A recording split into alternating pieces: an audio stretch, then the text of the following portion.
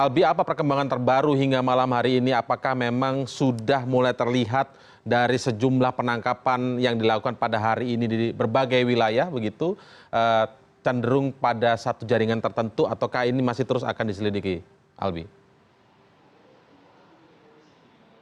Ya, selamat malam Indra. Untuk memperbarui informasi terkait dengan perkembangan dari adanya penyergapan di sejumlah wilayah di Indonesia oleh pihak kepolisian, khususnya dari tim Densus 88 anti teror, saat ini sudah ada bersama saya Kabag Penom Divisi Humas Mabes Polri, Kombes Polisi Martinus Sitompul. Selamat malam Pak Martinus. Ya, selamat malam. Pak, terkait dengan sejumlah penyergapan oleh pihak kepolisian, khususnya tim Densus 88 di berbagai wilayah, ada 4 ya Pak ya? Apakah ada keterkaitan dari masing-masing kelompok yang diamankan ini Pak? Ataukah mereka berbeda sel, tapi dalam satu induk yang sama? Bagaimana Pak? Ya, kalau menginduknya ke sama ya, mereka sama-sama ke Bahrum Naim ya. Namun kelompok atau jaringannya itu memang masing-masing. Yang di Tangerang ini kelompok yang di Bekasi, yang kita kenal dengan bom panci. Kemudian yang di Payakumbuh itu terkait dengan yang di Solo, yang juga mereka berafiliasi ke Bahrum Naim. Kemudian yang dua yang kita temukan di Batam dan yang di Sumatera Utara di Deli Serdang ini terkait dengan pada 5 atau 6 Agustus yang lalu kita menangkap ada 4 orang yang kemudian yang 2 orang ini kita jadikan DPO terkait dengan rekrutmen, terkait dengan penyembunyian 2 teroris Uighur, kemudian juga perencanaan amaliyah ya. Jadi memang mereka menginduk satu tetapi mereka saling tidak kenal antara satu kelompok dengan kelompok lainnya.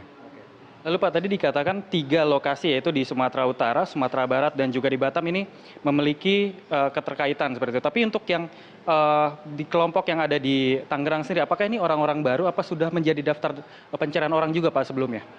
Kalau satu orang kan atas nama yang tewas karena melawan, tidak mau menyerah, itu satu orang narapidana yang kemudian dididik, dibina, kemudian dilakukan doktrinasi oleh Dul Matim pada saat di Cipinang ya, yang kemudian dia berubah ya.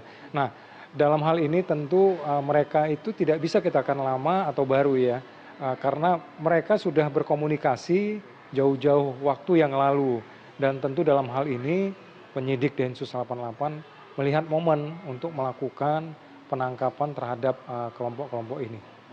Bicara soal momen Pak, ini kita menjelang Hari Raya Natal dan juga Tahun Baru. Kira-kira hipotesa apa yang dimiliki oleh pihak kepolisian sendiri sehingga momen seperti ini digunakan untuk melakukan penyergapan? Apakah ini berdasarkan pengalaman seperti pada tahun 2000, sejumlah gereja dibom, ataukah memang ada intelijen-intelijen dari kepolisian sendiri yang sudah memantau pergerakan mereka seperti itu Pak? Ya, persis ya. Jadi memang pemampatan akhir tahun, kemudian perayaan ibadah Natal, kemudian tempat-tempat keramaian, baik karena kunjungan wisata, liburan, wisata bisa wisata kuliner, wisata alam, wisata sejarah, tentu menjadi pusat keramaian yang dapat dikategorikan bisa menjadi sasaran dari aksi-aksi terorisme. Dan tentu bukan hanya ibadah saja tentu, jadi tempat-tempat keramaian umum itu menjadi target mereka, di samping mereka mentargetkan juga markas-markas kepolisian ya. Tentu dalam hal ini upaya-upaya pencegahan yang terus yang kita lakukan, dan dalam kaitan satu hipotesa atau dugaan katakan, memang mereka membuat satu gerakan-gerakan amalia-amalia pada momen-momen seperti ini.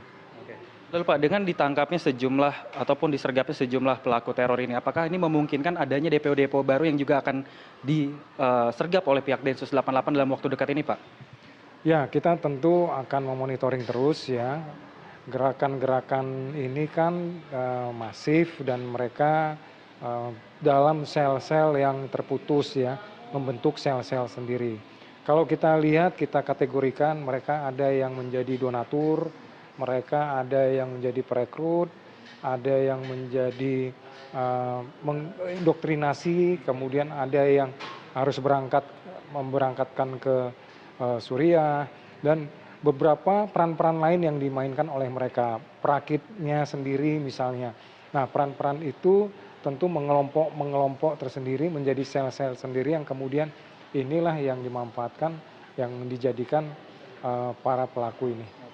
Tadi Pak ada yang menarik soal dana Pak, kira-kira sumber ataupun penyalur dana dari para pelaku teroris ini, karena kita melihat dari barang bukti yang ditemukan di sejumlah titik merupakan ada bahan-bahan untuk membuat bom rakitan dan segala macam, dan ada bom aktif juga. Kira-kira siapa yang mendanai dan bagaimana sistemasi pendanaannya sendiri, Pak? Kalau pendanaan itu tentu kita lihat dari aliran dananya ya. Transaksi yang muncul bagi mereka itu kemudian kita monitoring, kita lakukan penyampaian informasi kepada PPATK yang memiliki kemampuan untuk mendetek aliran-aliran gerakan ini, dana ini.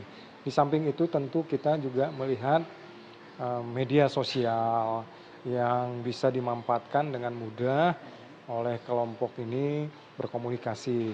Kemudian kita tentu juga melakukan upaya-upaya pencegahannya dengan katakanlah melakukan doktrinasi tambahan ya. Kalau ada doktrinasi dari mereka, kita juga mengkanternya dengan doktrinasi supaya radikalisasi, dan kepada mereka yang sudah kita lakukan deradikalisasi. Jadi memang upaya-upaya kita untuk mencegah ini dan untuk kemudian membuat katakanlah kita melakukan membuat mereka jangan sampai berkembang terbatas pada satu lokasi atau satu gerakan-gerakan, sehingga tentu dalam hal ini kita melihat apakah ada bukti yang kuat baru kita melakukan tindakan. Terima kasih Pak Martinus Sitompul atas informasinya, semoga ini sangat bermanfaat dan pihak kepolisian bisa kembali menangkap para pelaku teror lainnya. Yendra, kembali ke studio.